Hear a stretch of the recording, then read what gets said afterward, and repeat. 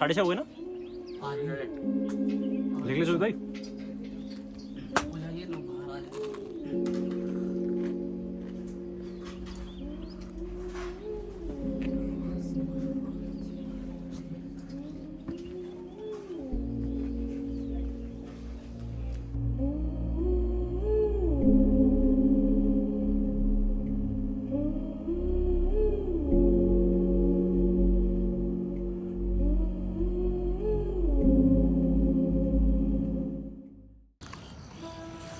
Good morning दोस्तों, अभी हम लोग हैं ओली में। तो थोड़ा सा कॉन्टेक्स्ट दे देता हूँ। देहरादून से निकले हैं, हम निकले हैं वैली ऑफ फ्लावर्स ट्रैक के लिए। कल शाम को पहुँचे ओली जोशीमठ के पास।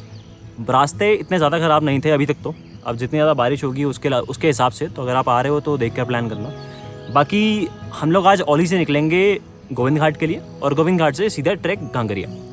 हमारा गोल है वैली ऑफ फ्लावर्स और Hemkund Sahib trek. It is और these treks are one of the most beautiful treks in Uttarakhand, specially in monsoon season.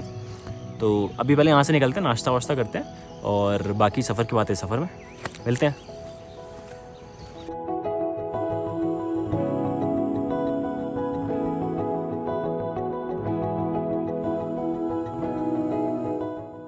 ओली से निकलकर जोशीमठ होते हुए आगे 18 से 20 किलोमीटर का डिस्टेंस कवर करके हम लोग पहुंच जाएंगे गोविंद घाट। यही रोड बद्रीनाथ जाने वाले लोग भी यूज़ करते हैं।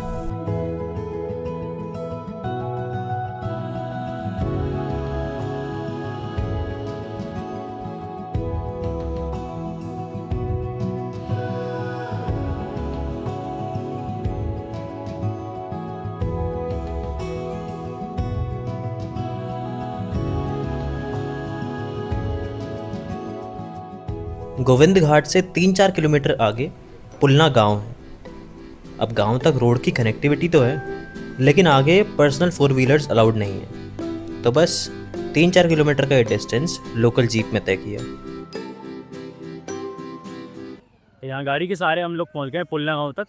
अब पुलना गाँव से आए घांगरिया का 11 किलोमीटर का ट्रैक शुरू होता है। अभी मॉनसून भी अपने पीक पर है, और इसी के चलते पहाड़ों की हरियाली देखते ही बनती है। इन ट्रैक्स पर आना मुझे घर वापसी जैसा लगता है। कितनी भी बार आऊँ, यहाँ आने की खुशी हर बार घर आने जैसी। हेलो गाइस, मेरा नाम है सुमित नाना, मैं हूँ टीम स्काई एक्स से। अभी हम लोग हैं वैली ऑफ फ्लावर के ट्रैक पे, हमारे ट्रैकर्स के साथ। अभी पहुंचे हम लोग जंगल सिटी, जो कि नीचे पुलना से 2 किलोमीटर है। अभी हमारा आज का स्टे होगा घांगरिया में, और यहाँ से फूलों की घाटी मतलब वैली ऑफ फ्लावर है 12 किलोमीटर।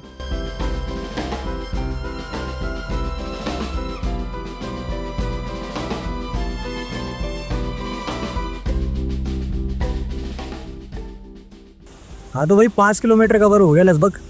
6 किलोमीटर का ट्रैक और बाकी है, लेकिन मज़े पूरे हैं। मतलब नज़ारे तो आप लोग देख ही रहे हो। इसके अलावा थोड़ी थोड़ी थकान भी है, लेकिन उससे कोई लोड नहीं है। चले जाएंगे आराम आराम से, शाम तक 4 बजे तक पहुँचते हैं। बाकी साथी पीछे आ रहे हैं, आगे बढ़ते हैं।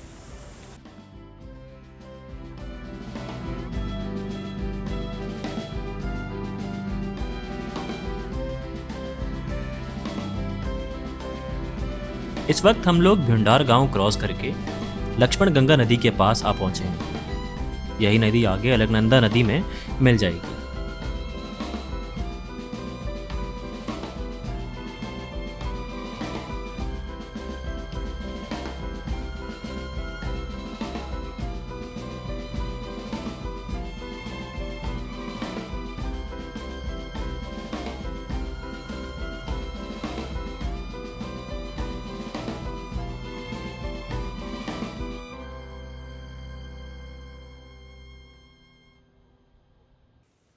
खाना खाने के बाद जो कांगड़ी का लास्ट का 4 किलोमीटर है, उसमें से करीबन मेरे हिसाब से 2-2.5 किलोमीटर है, तो थोड़ा स्टीप है।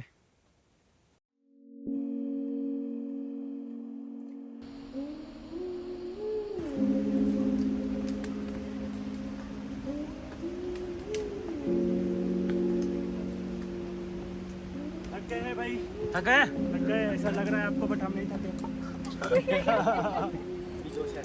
बाकी है।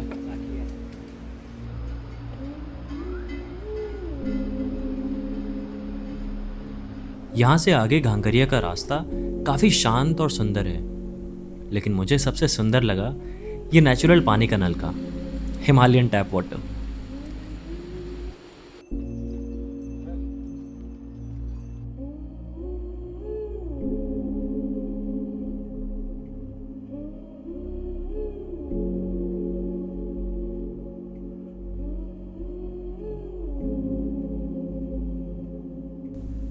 आगे जाके मौसम थोड़ा बारिश वाला हुआ, लेकिन तब तक हम लोग घांगरिया बस पहुंचने ही वाले थे।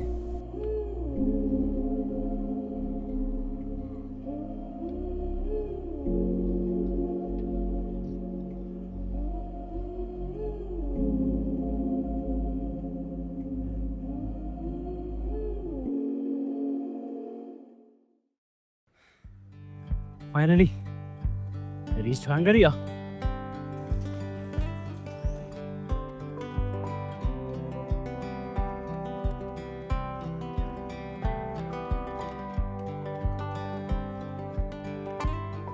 तो घांगरी में आके बस अपना डॉक्यूमेंट्री देखी थी एक वैली ऑफ फ्लावर्स के ऊपर। I recommend that to you as well. उसके अलावा बस खाना वाना खा के सोने जा रहे हैं और अब सुबह मिलते हैं सीधे 6 साढ़े 6 बजे। उस टाइम पे वैली ऑफ फ्लावर्स के लिए निकलेंगे। वैली ऑफ फ्लावर्स खुलता है सुबह 7 बजे, तो 6:30 पौने 7 तक हम लोग वैली ऑफ फ्लावर्स का घांगरिया के पास जो वैली ऑफ फ्लावर्स का एंट्री पॉइंट है वहाँ पर अपनी दस्तक दे देंगे, अगर बारिश ने थोड़ा सा साथ दिया, मतलब मौसम ने थोड़ा साथ दिया और बारिश कम रही तो। बाकी फिर मिलते हैं आपसे सुबह। Good morning. डे 3 आज चलेंगे हम वैली ऑफ फ्लावर्स के ट्रैक के लिए। 4 किलोमीटर का ट्रैक घांगरिया से। सुबह हो चुकी है, मौसम ठीक ठीक है, हल्की हल्की धूप तो लग रही है। बस अभी थोड़ी देर में निकलते हैं, हाथ धो के फ्रेश होके। और सबसे एक्साइटिंग पार्ट ट्रैक का शुरू होने वाला है। So stay there. Where are you going?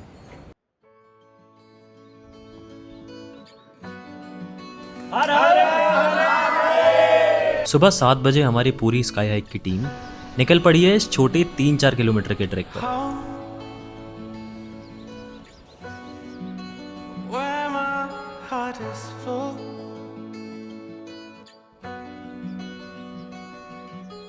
Oh,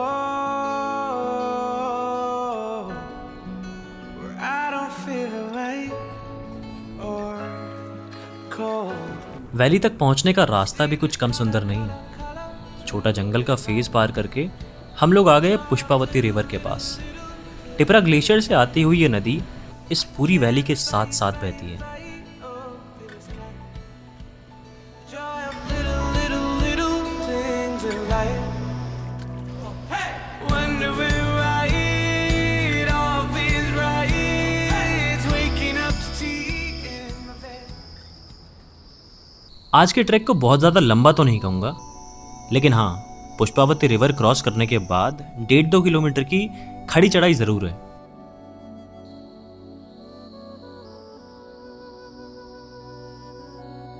थोड़ा और ऊपर जब ट्रैक करके निकले तो रागा और भोजपत्र के पेड़ों का पैच आ गया। एक तरफ हम लोग इन पेड़ों से भरी ट्रेल्स पर ट्रैक कर रहे हैं और दूसरी तरफ बादल भी साथ साथ में उड़ रहे हैं। यहाँ के मौसम का कुछ पता नहीं रहता, तो आप आओ तो अपना पोंचो या फिर रेनकोट साथ जरूर लाना। आप किसी तरह बस इस फेज को पार कर लीजिए, उसके बाद ये छोटी सी पानी पीने की जगह मिल जाएगी और यहाँ से आगे रास्ता थोड़ा प्लेन हो जाता है।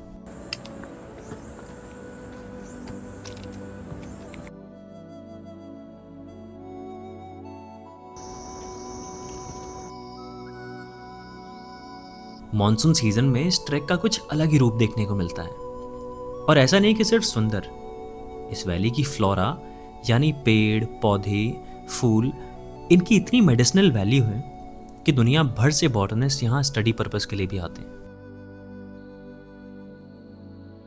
आगे इस कच्चे टीन के ब्रिज को क्रॉस करके पूरी वैली बाहें फैलाए हमारा इंतजार कर रही है।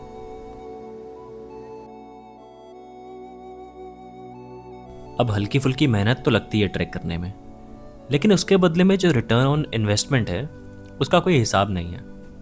साफ पानी, साफ हवा, शांत माहौल, पेड़, जंगल होने को तो ये बेसिक चीज़ें हैं, लेकिन शहरों के लाइफस्टाइल ने इन सब बेसिक चीज़ों को 21st सेंचुरी की नई लग्जरी बना दिया है। आज इस जगह को हम लोग वैली ऑफ फ्लावर्स के नाम से जानते हैं, जो कि एक यूनेस्को वर्ल्ड हेरिटेज साइट भी है। लेकिन कभी यहाँ के लोगों के लिए सिर्फ भ्यूंडार वैली हुआ करती थी। लोग यहाँ पर अपनी बकरी और बाकी जानवरों को गर्मी के दिनों में चराने के लिए लाते थे। वैसे तो ये वैली अब सिर्फ मई से अक्टूबर तक ही खुलती है, लेकिन अगर इस जगह को असली रूप में देखना है तो जुलाई से सितंबर सही टाइम है। तो इस वैली ऑफ फ्लावर्स के पीछे एक बहुत प्यारी सी कहानी है, और वो प्यारी सी कहानी ये है कि 1930s की बात है। तो कुछ 6 लोग थे and all of them were mountaineers. तो माउंट कामेत का एक समिट होता है जो उत्तराखंड से होता है, and they were returning from that summit after the successful summit. उनका जो प्राइमरी रूट था वो था माणा की तरफ से, माणा पास से होके बद्रीनाथ की तरफ। लेकिन पीक मानसून सीजन था, तो उन लोगों का जो रास्ता था वो ब्लॉक हो गया। Now they had to take a secondary route. अब सेकेंडरी रूट आता है आपका भ्यूंडार खाल के रास्ते, यहाँ पूरा भ्यूंडार वैली की तरफ से। वो लोग पहले इस जगह नहीं आए थे, तो जैसे ही वो भ्यूंडार खाल पास करके ये नीचे वैली की तरफ आते हैं और सामने पूरे क्लाउड्स हैं, और जैसे ही क्लाउड्स हटते हैं वो लोग देखते हैं यहाँ पूरी वैली का वाइड व्यू, और हर तरफ जहाँ देखो दूर दूर तक नज़र फैलाओ सिर्फ फ्लावर्स ही फ्लावर्स, सिर्फ फ्लावर्स ही फ्लावर्स। अब ये भी आप एक कोइंसिडेंस ही मान लीजिए कि उन 6 लोगों में से एक बॉटनिस्ट थे। अब बॉटनिस्ट मतलब जिनको फ्लावर्स वगैरह की काफ़ी ज़्यादा अच्छी एक्सटेंसिव नॉलेज होती है। तो वो लोग जैसे ही नीचे आए, अब बॉटनिस्ट जो भाई साहब थे अपने, उन्होंने देखा भाई यहाँ पे तो मतलब खुशबूदार पौधों से लेके या फूलों से लेकर अपने मेडिसिनल प्लांट्स, हर्ब्स, श्रब्स सब कुछ अवेलेबल था। तो जो फ्रैंकिस स्माइथ थे वो यहाँ पे कुछ दिन रुके, उन सब लोगों ने, उनके पूरे ग्रुप ने कुछ दिन यहाँ पे स्टे किया। Then they track down. This is the story about the discovery of this valley. बाकी हमारे पुराणों में, मतलब हिंदू पुराणों में भी इस जगह को या इस क्षेत्र को कहा जाता है नंदन कानन। नंदन कानन मीन्स इंद्र की नगरी या इंद्र की बगिया या इंद्र का बगीचा। मैं लास्ट टाइम बस यहीं से वापस लौट गया था, लेकिन इस बार थोड़ा आगे और निकल पड़ा, जिसके बाद कुछ ऐसे नज़ारे देखने को मिले।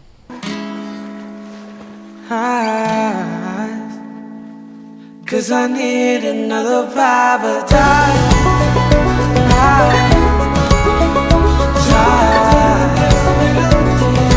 Cause I need another paradise.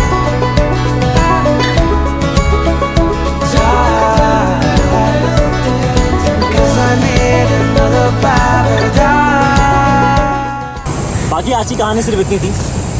इस वैली ऑफ फ्लावर्स कहानी के बाद मिलूंगा मैं आपको हेमकुंड साहिब की कहानी के साथ। तब तक के लिए धन्यवाद।